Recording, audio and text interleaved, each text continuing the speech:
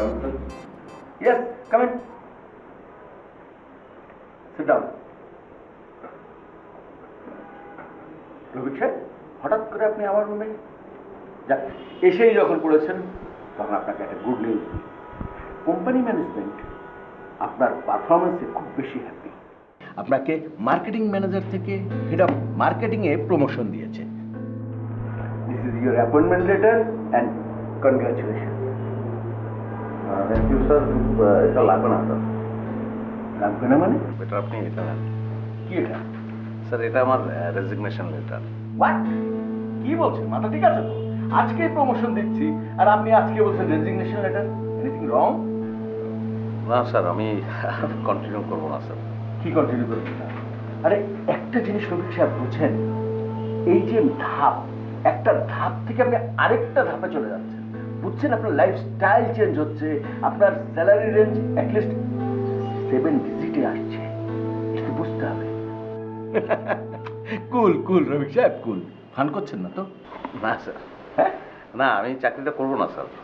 যদি কোনো বড় অফার থাকে ইউ ক্যান টেন মি। আমি ম্যানেজমেন্টের সাথে কথা বলে আমরা সেটা ফুলফিল করার চেষ্টা করব। প্লিজ। না স্যার, বিষয়টা আপনি যে ভাবছেন তা না।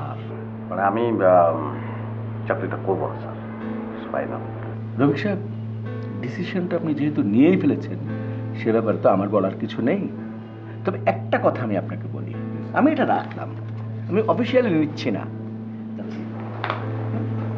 আপনি একটু চিন্তা করে আমাকে জানান। Sorry sir. স্যার আপনি ভালো থাকবেন। আসসালামু আলাইকুম। আসসালাম। ভালো থাকবেন স্যার।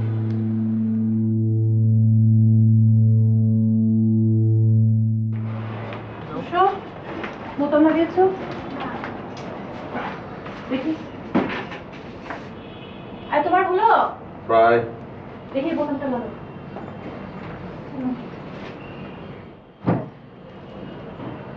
তোমার কি আজকেও আসতে দেরি হবে? কেন? না মানে অনেকদিন বাইরে বেড়াতে টেড়াতে যাওয়া হয় না। তোমার তো ছুটির দিনেও অফিস থাকে, তাই জিজ্ঞেস করছিলাম। যাবো কোথায়? কোথায় যাব তো ঠিক করিনি। তুমি তোমার সময় হবে কিনা সেটাই তো আসল কথা। তুমি ঠিক করে রেখো, আজকে বিকেলে নিয়ে যাবো। সত্যি? আর তোমার অফিস? এটা নিয়ে তোমাকে ভাবতে হবে না, নিয়ে যাবো। পুরো রেডি তুমি? চলো। বিকেলে বাইরে যাবো। টিফিন খাবে? হ্যাঁ চল। বাই বলো।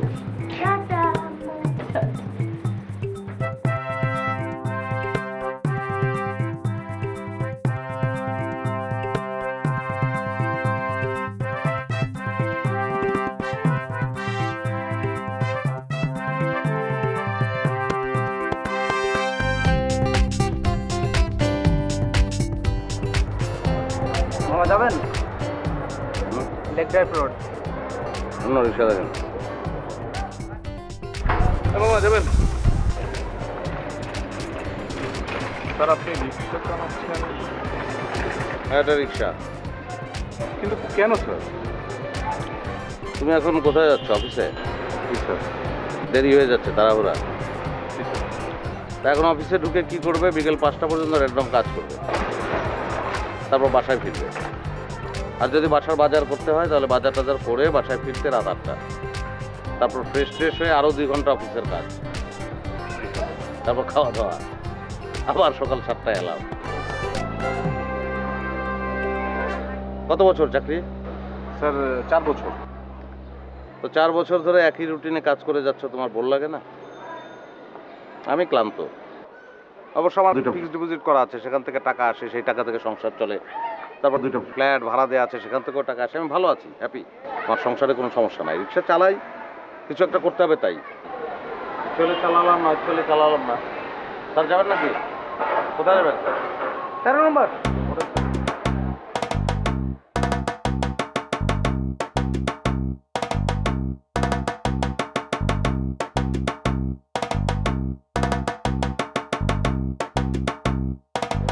স্যার এসব কি বলে গেল?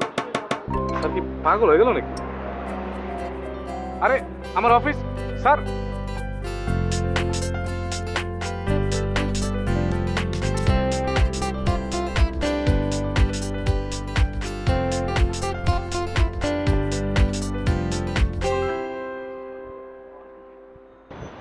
আপনি অভিনয় করেন, আপনার অভিনয় আমি স্যার দেখছি।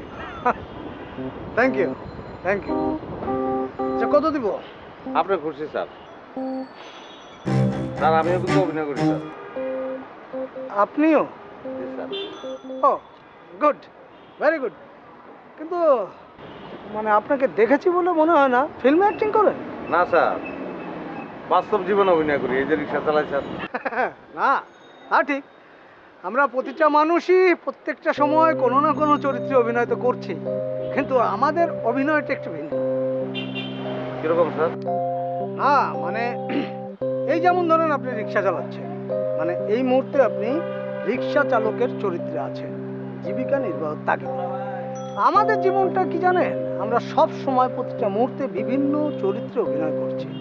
কখনো এরকম রিক্সাওয়ালার চরিত্রে, কখনো ড্রাইভার, কখনো পুলিশ, দারোয়ান, ডাক্তার, বিভিন্ন চরিত্রে সবসময় অভিনয় করছি।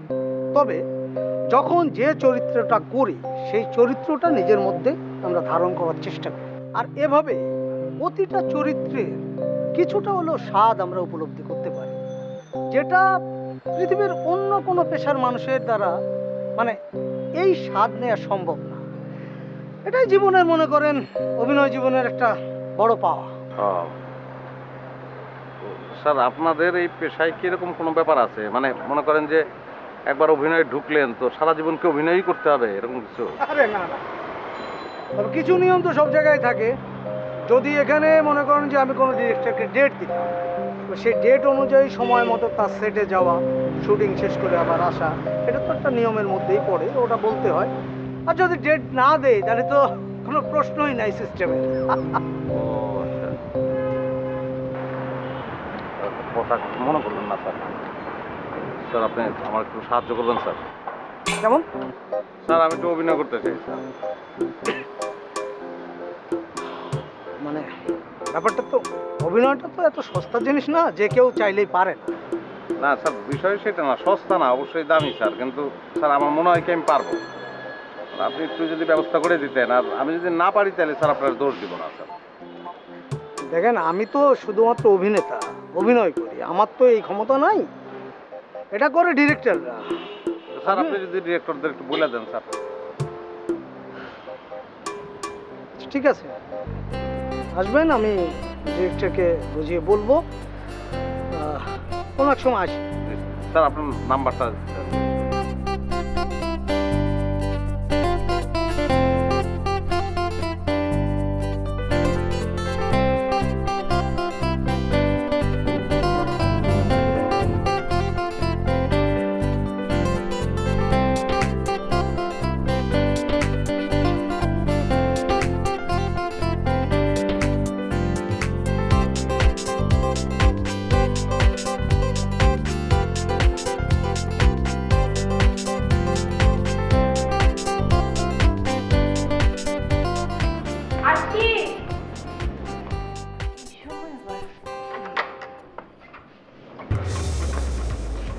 তুমি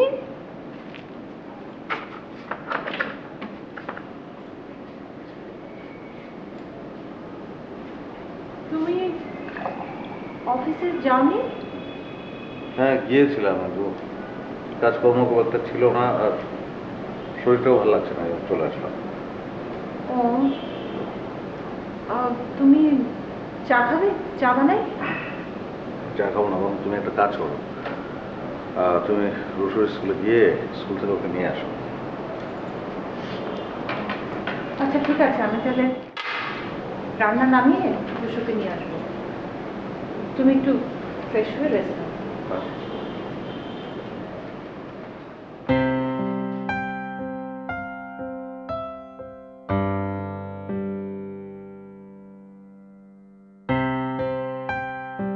আমি নিজে অনেক ঝামেলার মধ্যে আছি এই ব্যাপারটা নিয়ে। তুমি মানে আমি চাই না আমার কোনো কারণে তুমি কোনো কষ্ট পাও।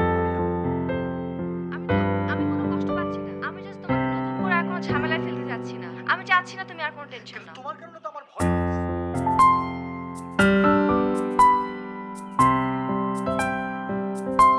ভয় ভিতরে কাজ করছে। কেন কাজ করছে আমি জানি না।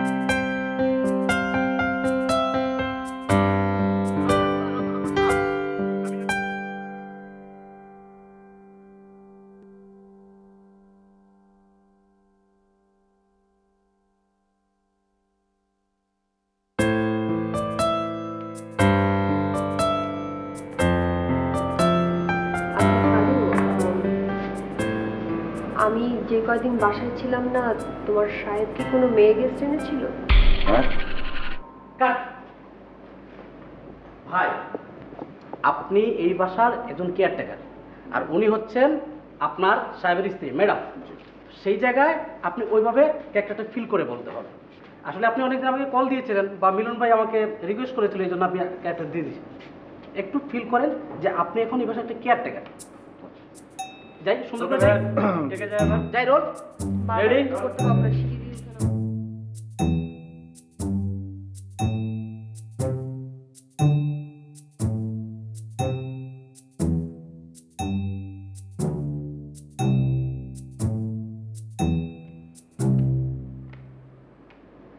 আচ্ছা কালু, আমি যে কয়দিন বাসায় ছিলাম না তোমার সাহেব কি কোনো মেয়ে গেস্ট এনেছিল? জি না ম্যাডাম। কাট। হয়েছে? ভাই, ভাই আপনি কে কি করেন ওটা জেনে লাভ নাই।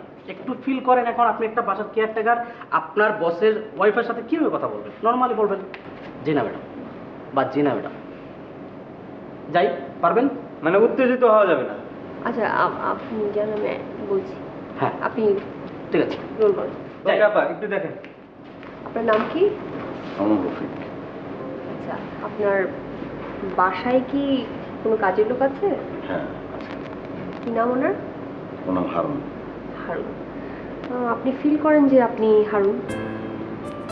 ঠিক আছে, আপনি যেভাবে কথা বলেন আমি ওইভাবে বলছি, আর হারুন হয়ে আপনি কথা বলেন।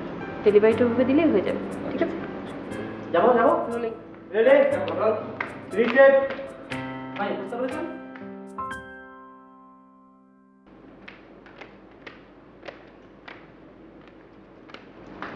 আচ্ছা কালু, আমি যে কয়দিন বাসায় ছিলাম না তোমার সাহেব কি কোনো মেয়ে গেস্ট এনেছিল? জি না ম্যাডাম। আচ্ছা, গুড। এই তো সুন্দর ছিল। নাজমুল, এক খামটা নিয়ে এসো। কি অবস্থা? কালকে কালকে আর্লি টাইমে চলে আসলে ফার্স্ট টাইমে শুরু করলে ফার্স্ট টাইমে ছেড়ে দেবো। আর ঠিক আছে তাহলে। ভাই ইউনিট কি মুভ করাবো? হ্যাঁ, মোটামুটি সবাইকে উপরে তুলো। এর জন্য একটা ডিট আমার জন্য রাখতে হবে। আচ্ছা ঠিক আছে। ফোনটা সম্ভবত আপনার। ও হ্যাঁ মেকআপ রুমে আপনি ফেলে এসেছিলেন। হ্যাঁ, থ্যাংক ইউ সো মাচ। আসি, হ্যাঁ অনেক কষ্ট দিলাম হয়তো। আসি, আসসালামু আলাইকুম।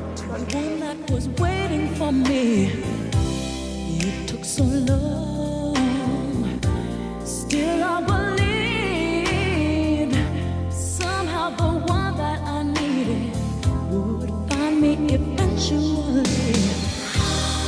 I had a vision of love, and it was all that you've given to me. আপনি হেঁটে যাচ্ছেন যে? ও আচ্ছা, আপনি না মানে আমি ওই রিক্সা সিএনজি কিছুই তো পাচ্ছি না, রাস্তার মাথায় গিয়ে বাস ধরবো। ও, আপনার বাসা কোথায়?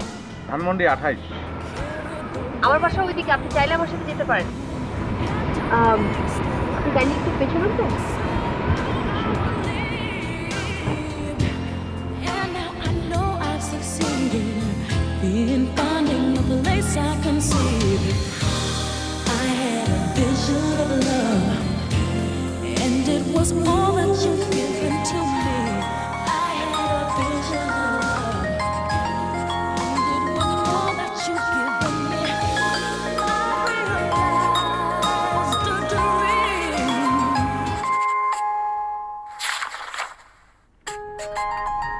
আপনি একটা মিনিট বসেন, হ্যাঁ?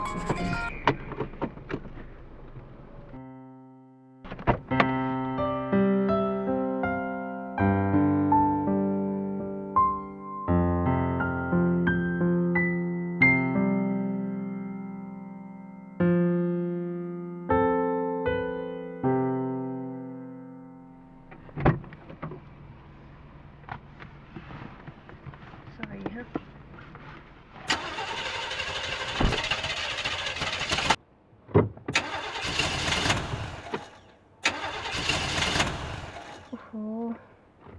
আরে দেখ, কোনো সমস্যা?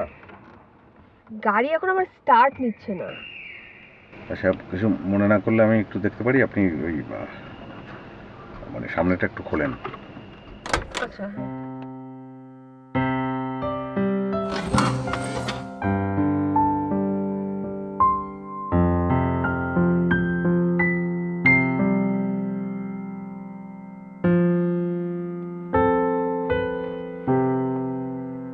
কি হয়েছিল? ওই আপনার ব্যাটারির কানেকশনটা একটু লুজ হয়ে গিয়েছিল। ও, কি করে বুঝলেন আপনি? খোলার সঙ্গে সঙ্গে মানে আন্দাজেই মনে হলো লুজ, টাইট করে দিলাম বাস। আচ্ছা আচ্ছা, থ্যাংক ইউ। আপনি চাইলে সামনে এসে বসতে পারেন।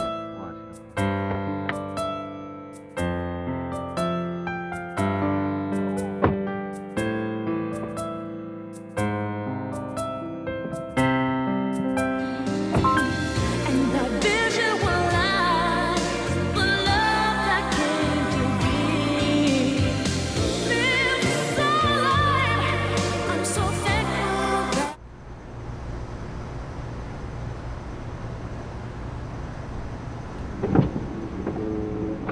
ইয়েস, এত রাতে কোথেকে আসলেন?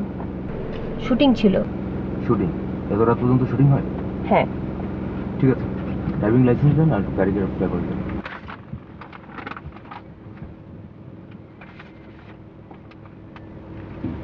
উনি? আমি আমার হাজব্যান্ড। ও, আপনার হাজবেন্ড হয় না?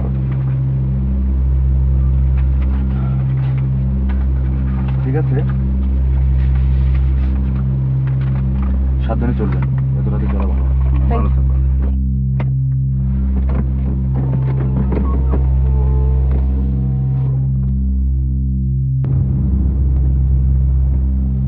আপনি নামেন।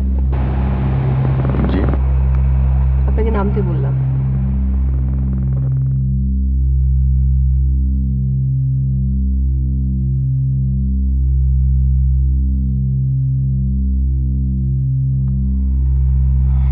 দেখেন, আমি যদি হাজব্যান্ড অ্যান্ড ওয়াইফ না বলতাম, ওরা তো সহজে ছাড়তো না, অনেকক্ষণ তর্ক করতো আপনার সঙ্গে। এনিওয়ে, থ্যাংক ইউ, আপনি যান।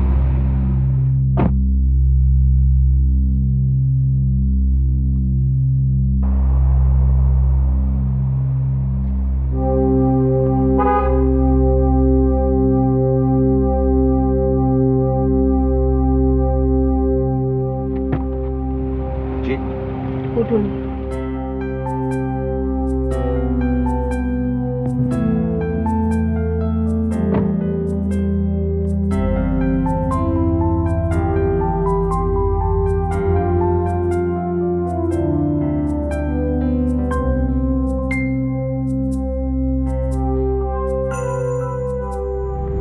আপনি তো অনেক ব্রিলিয়ান্ট। অভিনয়ের পাশাপাশি আর কিছু করেন? পাশাপাশি কিছু করতে গেলে অভিনয়টা করা হবে না। তাহলে তো এইভাবে চলা একটু ডিফিকাল্ট, কারণ আমাদের যে অবস্থা। আপনি বরঞ্চ আমার নাম্বারটা রেখে দেবেন, আমি যদি পারি তাহলে কয়েকটা ডিরেক্টরের কাছে আমি রেফার করে দিই। Thank you. to the one that was waiting for me. It took so long. Still I believe somehow the কোথা দিয়ে আবার? আমি তোমাকে কথা দিলাম মীরা, আজ থেকে আমি আর রাই তোমার সন্তানের বাবা মা।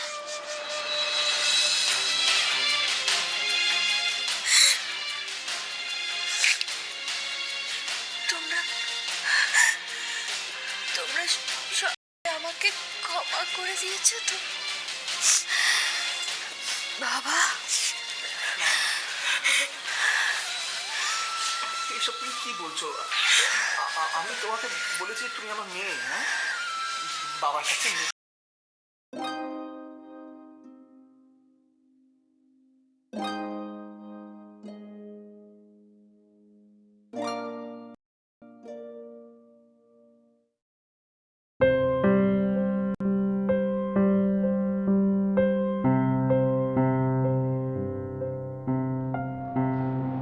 কি ব্যাপার, তুমি আমাকে না ডেকে খেতে বসে গেলে?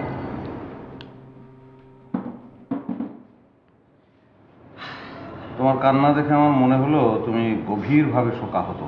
হবে না? শোকাহত হব না মানে?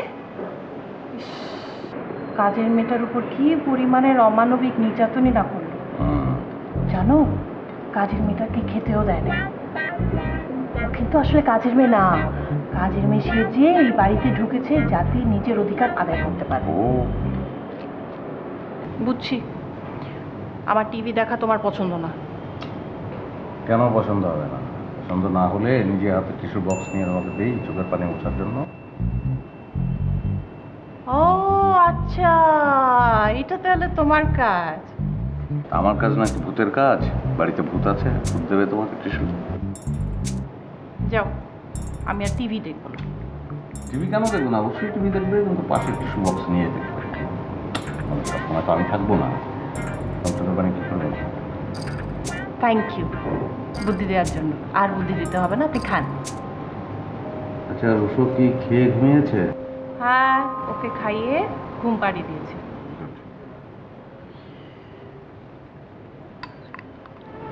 হাই, শোনো না, কালকে আমাদেরকে কোথাও বেড়াতে নিয়ে চলো না। ঠিক আছে।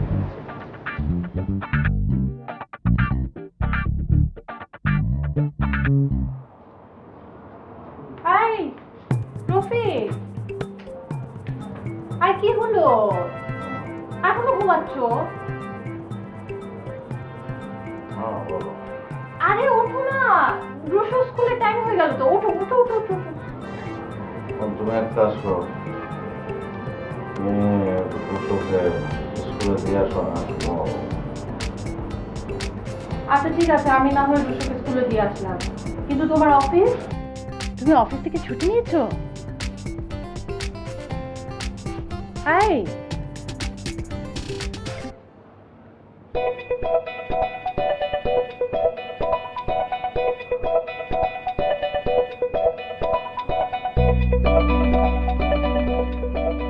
আচ্ছা আমি রুশুকে স্কুলে দিয়ে আসবো, আর যাওয়ার আগে টেবিলে খাবার দিয়ে যাব, উঠে খেয়ে নিও।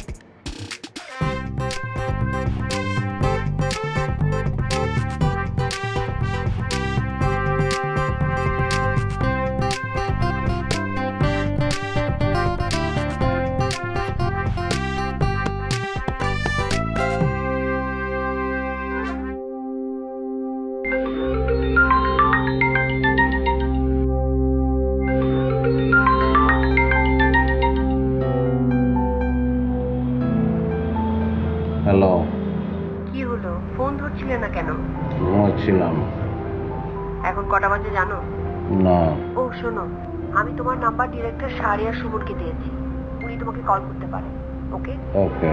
আজকে অবশ্য তাড়াতাড়ি শুটিং শেষ হবে, বিকেলে কি দেখা হচ্ছে? আজকে না। ওকে, বাই।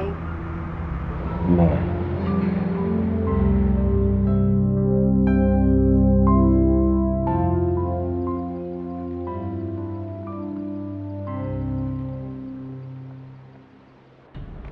সুন্দর না? প্রত্যেকটা পড়লে ওই নৌকায় উঠবো, লেকে ঘুরবো, ভালো হবে না? শোনো না, হুম। আমাদের ওই যে নিচের তলার রাহা ভাবি, হুম। রাহা ভাবির হাজবেন্ড তো তাকে খুব সুন্দর একটা শাড়ি কিনে দিয়েছে গতকাল, রাশিয়ান জর্জেট, মার্কেটে নতুন আসছে। হ্যাঁ। তুমি তো আমাকে কতদিন ধরে শাড়িটারি কিছুই কিনে দাও না। হুম। রফিক, শাড়িটা আমার পছন্দ হয়েছে। ঠিক আছে, তুমি ফ্ল্যাটের ভাড়া উঠিয়ে সেখান থেকে সংসারের খরচ বাদ দিয়ে বাকি টাকা দিয়ে শাড়ি কেনো। কেন সংসার খরচ থেকে তারপর আমাকে শাড়ি কিনে দিতে হবে কেন? আজকে পূর্ণিমা, রাত 12টার আগে আমরা এখান থেকে ফিরবো না, জ্যোৎস্না দেখবো। রফিক, তোমার কি হয়েছে বলো তো? ইদানিং না আমি তোমার মধ্যে বেশ পরিবর্তন খেয়াল করছি। তুমি কোনো টাইম মেনটেন করো না, কখন বাসায় ঢুকো, কখন বাসা থেকে বের হও কোনো ঠিক নাই। কোনো কোনো দিন বাসায় পড়ে পড়ে ঘুমাও, আবার কোনো দিন আসো মাঝ রাতে। রফিক, তুমি কি আমার উপর কোনো কারণে অসন্তুষ্ট? না। তাহলে আমি আসলে একটা গণ্ডিবদ্ধ জীবনের মধ্যে ছিলাম, সেই গণ্ডিবদ্ধ জীবনের মধ্যে আমি আর নাই। আমি এখন স্বাধীন। আমার ইচ্ছে হলে আমি কাজ করব, ইচ্ছে না হলে আমি কাজ করব না। এই অবস্থায় আমি আছি, আমি ভালো আছি। এই তুমি তুমি কি তোমার চাকরি ছেড়ে দিয়েছো? অনেক আগে। কি রফিক, তুমি চাকরি ছেড়ে দিয়েছো? হ্যাঁ, বললাম তো অনেক আগে। আশ্চর্য রফিক, তুমি চাকরি ছেড়ে দিয়েছো অথচ তুমি আমাকে জানালেও না। ওকে ওকে ফাইন, তো এখন তুমি কি করছো? এমন কাজ যে কাজে সব পেশার স্বাধীনতা আছে। আমি খুব ভালো আছি, দারুণ আছি। রফিক, তোমার এই জিলাপির মতো আড়াই প্যাচের কথা আমি না বুঝি না, আমাকে কি একটু সহজ ভাষায় বোঝাবে প্লিজ? আমি অভিনয় করছি। মানে অ্যাক্টিং। আমি অ্যাক্টিং করছি। আজকে পুলিশের চরিত্র, কালকে চোরের চরিত্র, পরশুদিন ডাকাতের চরিত্র, তারপরের দিন কেয়ারটেকারের চরিত্র, নানান চরিত্র। তুমি এগুলো কিছুই বুঝতে পারছো না। অনেক ভালো আছি, দারুণ আছি, আমি হ্যাপি। হাই, কি বলছো তুমি? আই, তুমি পাগল হয়ে গেলে নাকি? সবাই পাগল। আমি, তুমি সবাই পাগল। আমার দৃষ্টিতে যে লোকটা সকাল 7টায় ঘুম থেকে উঠে 8টার মধ্যে রেডি হয়ে অফিসে যায়, সারা দিন অফিসে থাকে, বিকেল 5টায় ফিরে আসে, তারপর আবার রাতে অফিসেরই কাজ করে, তারপর ঘুমাতে যায়, আবার সেই 7টায় ঘুম থেকে উঠে আবার অফিসে যায়, বছরের পর বছর, বছরের পর বছর যে চিন্তা করে যে তার জীবনটা এভাবে কাটিয়ে দেবে, সে পাগল। আমি তাকে পাগল মনে করি, আর তোমরা আমাকে পাগল মনে করো। আচ্ছা, তুমি একটা কথা বলো, আজকে কতদিন পরে এরকম একটা লেকের সামনে তোমাকে নিয়ে দাঁড়াতে পারলাম? এটা কি ঘটে সচরাচর? জীবন তো এইটাই তো জীবন হওয়া উচিত, তাই না? বাসায় যাব, চলো। পূর্ণিমাকে অমাবস্যা বানানোর একটা অদ্ভুত ক্ষমতা তোমার আছে।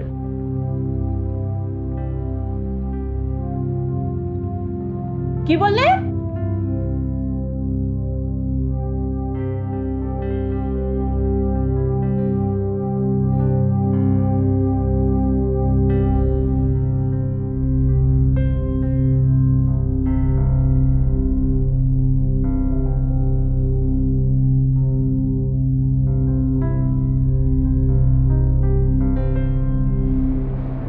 বুঝলাম, চাকরি তোমার জীবনকে একটা যান্ত্রিকতার দিকে ঠেলে দিয়েছে, তুমি তোমার জীবনের স্বাধীনতা চাও, তাই তো? তাহলে ব্যবসা করো, নিজের ব্যবসা তো নিজের ব্যবসা, কেউ তো হস্তক্ষেপ করবে না, সুতরাং তোমার স্বাধীনতাও খর্ব হচ্ছে না। হ্যাঁ, ব্যবসায় প্রত্যক্ষভাবে স্বাধীনতা হয়তো খর্ব হবে না, কিন্তু পরোক্ষভাবে হবে। কিভাবে? যেমন ধরো, আমি একটা বিজনেস শুরু করলাম, এখন সেটাকে এস্টাবলিশ করার জন্য আমাকে কিন্তু সার্বক্ষণিক মনিটরিং করতে হবে। আমার ব্যবসাটাকে আরও এগিয়ে নিয়ে যাওয়ার জন্য যাদের কাছে আমরা ব্যবসা, তাদেরকে তেল মারতে হবে, তোষামত করতে হবে। আর সবচেয়ে বড় কথা হলে, চাকরি করলে তবু অফিস থেকে ফিরে এসে বাকি সময়টুকু অন্তত স্বাধীন এক প্রকার, কিন্তু ব্যবসা করতে গেলে মাথার মধ্যে অফিস ঢুকে যাবে, মানে প্রতিষ্ঠানটা মাথার মধ্যে থাকবে। আমি বাসায় এসেও ব্যবসাকে বলতে পারবো না, এটা চাকরির চেয়ে আরো ভয়ানক। রফিক, আমরা কিন্তু বাবা মা, আমাদের আজকে রুশো আছে, কালকে হয়তো আরেকজন সন্তান আসবে। আমাদের সন্তানদের জন্য আমরা কি কোনো ভবিষ্যৎ চিন্তা করব না? আমার মনে হয় স্যারা, আমরা যথেষ্ট করেছি। আমাদের 2টা ফিক্সড ডিপোজিট আছে, সেখান থেকে যে টাকা আসবে তাতে তাদের জীবন ভালোভাবে চলে যাবে, কোনো ধরনের সমস্যা হবে না। 2টা ফ্ল্যাট আছে, দুজনকে দিয়ে দেবো, তাদের বিয়ে শাদী দেবো, তারপর আমরা বৃদ্ধ হয়ে যাব, এবং বৃদ্ধকালটা আমি চাচ্ছি গ্রামের বাড়িতে কাটাবো তোমাকে নিয়ে। আর যদি তুমি তার আগে মারা যাও, তাহলে আমি একটা বৃদ্ধাশ্রমে চলে যাব, সেখানে আমার সমবয়সী লোকদের সঙ্গে দিনগুলো পার করে দেবো, যাতে আমার ছেলের বউ কখনো বলতে না পারে যে আমার শ্বশুর আমাদের কাছে বোঝা হয়ে আছে, বা আমার মেয়ের জামাই বলতে না পারে আমাদের শ্বশুর আমাদের কাছে বোঝা হয়ে আছে। আর যদি আমি আগে মারা যাই, তাহলে তুমিও তাই করবে, বৃদ্ধাশ্রমে চলে যাবে। আমাদের সন্তানরা আমাদের থেকে কি পেল? বাস এইটুকুই দিয়ে যাবো? না স্যার, আমার মনে হচ্ছে তাদেরকে যথেষ্ট দেওয়া হয়েছে। আর কি দেব? এর চেয়ে বেশি যদি তাদের দেই তাহলে তারা অথর্ব হবে। আর সবচেয়ে বড় কথা হচ্ছে সম্পদ তো থাকে না, কিন্তু ঘুরে পরের জেনারেশন সেটা পাবে না, তারা সব বিক্রি করে খাবে, নষ্ট হয়ে যেতে পারে। রফিক, তুমি সত্যি সত্যি পাগল হয়ে যাচ্ছ। তোমাকে আসলেই এবার একটা ডাক্তার কবিরাজের কাছে নিয়ে যাওয়া উচিত। ডাক্তার এবং কবিরাজরাও পরস্পরকে পাগল মনে করে। চুপ করো, খাওয়া শেষ করো। হ্যাঁ, সেটাই।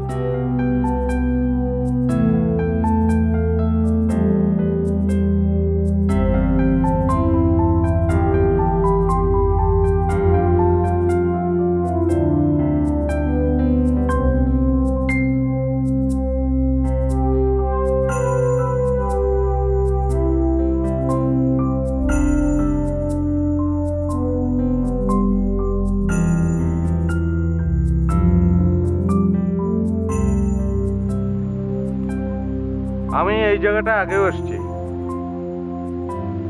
তখন এত সুন্দর লাগেনি। আজকে জায়গাটা খুবই সুন্দর লাগছে। কেন? কারণ তুমি এই জায়গাটার গ্ল্যামার।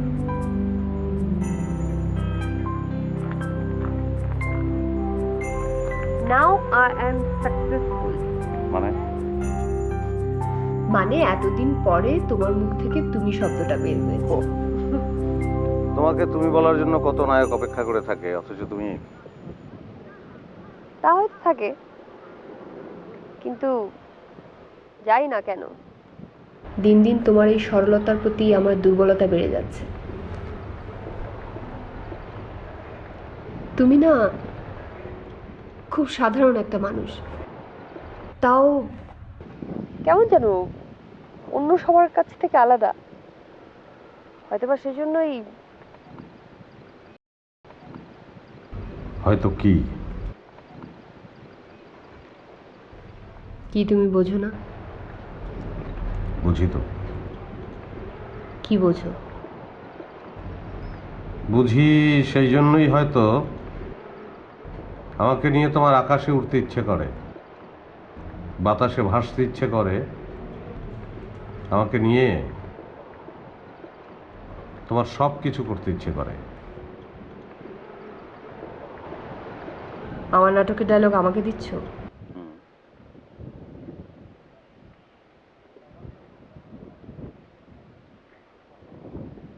কি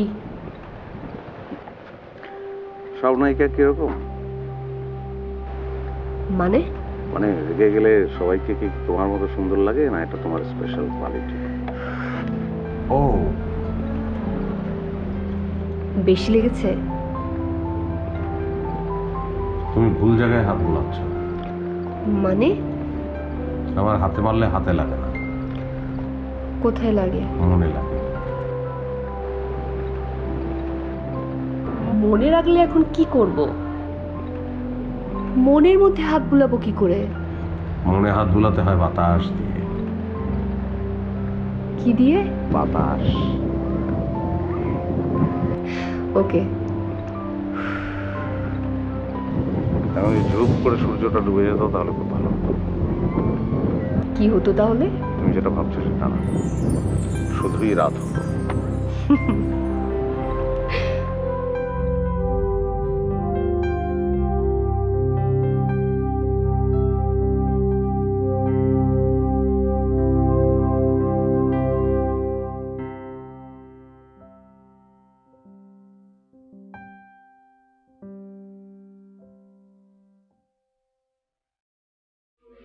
কালো কি তোমার শুটিং আছে?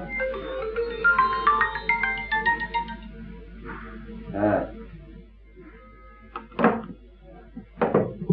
দুশো আজকেও অনেকক্ষণ তোমার জন্য অপেক্ষা করে তারপর কান্নাকাটি করে রাতে ঘুমিয়ে গেছে। প্রত্যেক দিন এভাবে যদি না খেয়ে ঘুমায় ওর শরীর তো খারাপ হবে। তো কি করবো আমি? তুমি তো জানো তোমার ছেলে তোমাকে ছাড়া খেতে চায় না, বিশেষ করে রাতের বেলা।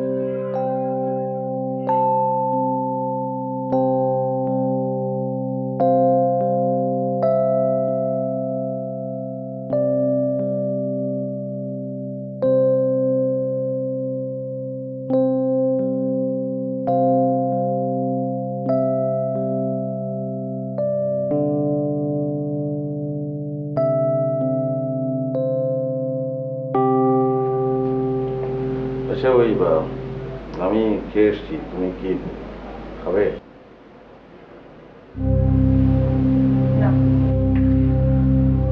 তো আমি ফ্রেশ হয়ে আসি।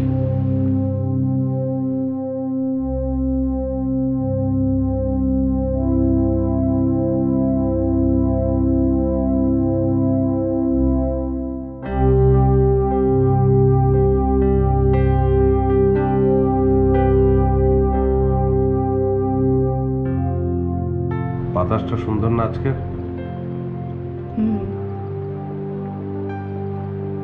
আচ্ছা, তুমি এতগুলো টাকা ওখানে দিলে কেন? এগুলো আমার অতিরিক্ত টাকা, দরকার নেই তাই দিয়ে দিলাম। মানে? মানে হচ্ছে এখন আমার যা প্রয়োজন তার চেয়ে অতিরিক্ত টাকা আমি রোজগার করছি।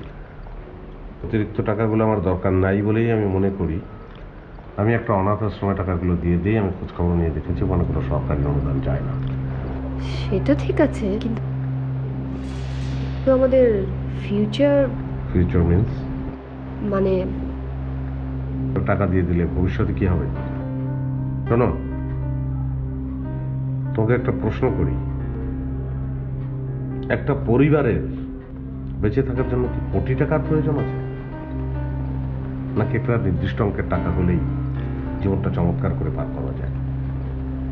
আমার মনে হয় পার করা যায়। অথচ এই টাকার পেছনে ছুটতে ছুটতে আমরা মানব থেকে যন্ত্র মানব হয়ে যাচ্ছি। শান্তিটা নষ্ট কিন্তু এভাবেই হচ্ছে। আমি যদি স্যাটিসফাইড হতে না শিখি, আসলে তো অতিরিক্ত টাকা তো আমার দরকার নাই, অথচ সেটা আঁকড়ে ধরে আমি যতক্ষণ থাকতে চাইব ততই আমার শান্তি নষ্ট হবে, লোভ জাগবে, ইনসিকিউরিটি বাড়বে। আমার মনে হয় না কোনো প্রয়োজন আছে। আমাদের দেশে মানুষের দৈনিক মাথাপিছু আয় কত জানো? 350 টাকা। অথচ এই দেশেই কেউ কেউ দৈনিক কোটি কোটি টাকা রোজগার করছে, কেউ লাখ, আবার কেউ 5 টাকাও রোজগার করতে পারছে না। কেউ তার কালো টাকাকে কি করে সাদা করবে তাই নিয়ে ভাবছে, আর একজন না খেয়ে মারা যাচ্ছে। যদি এমনটা হতো তাহলে খুব ভালো হতো।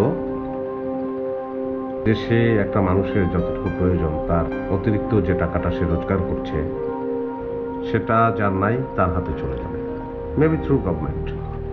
কিন্তু এমন হলে ভালো হয়, কিন্তু সবই তো স্বপ্ন। তো সারা দেশটাকে তো চেঞ্জ করা যাবে না, আসলে নিজেকে চেঞ্জ করতে।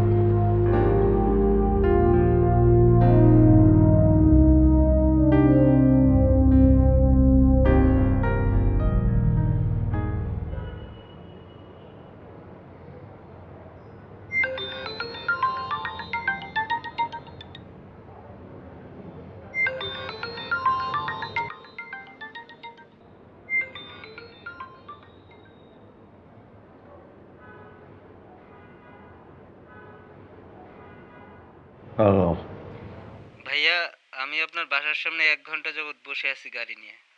আপনাকে দিয়েই ক্যামেরা ওপেন হবে।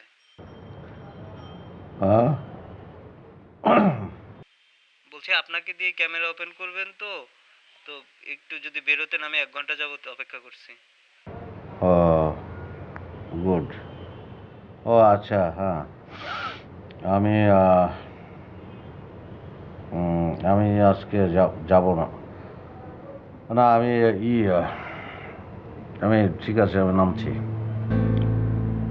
10-15 মিনিট সময় লাগবে। জি ভাইয়া, আসেন।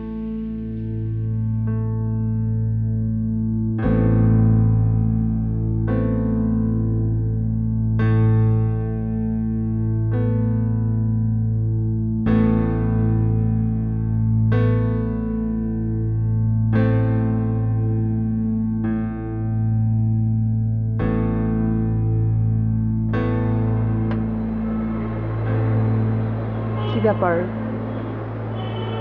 তুমি ফোন ধরছো না যে?